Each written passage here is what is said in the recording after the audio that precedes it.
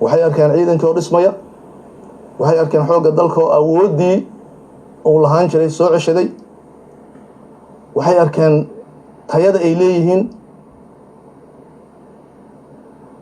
markaasay aamineen inay la wareegi karaan amniga qaranka sanadka 2024.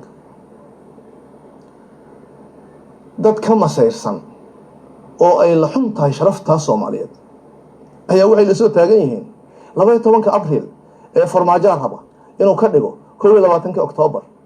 war waxaas maxay yihiin ciyaalo suuqnimada? 12 Abriil yaan lagu khaldamay. waxaa la xusayaa aasaaskii xoogga dalka Soomaaliyeed, waxaa la xusayaa sharafka iyo karaamada ay leeyihiin.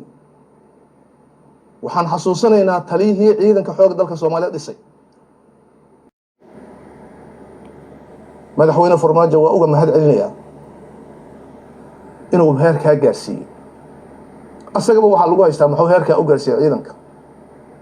madaxdii ka horreysay ee labadii dowlo iyadoo daymankii ciidamada qalabka sida iyo shaqaalaha dowladda lagu leeyahay meesha ka tegaya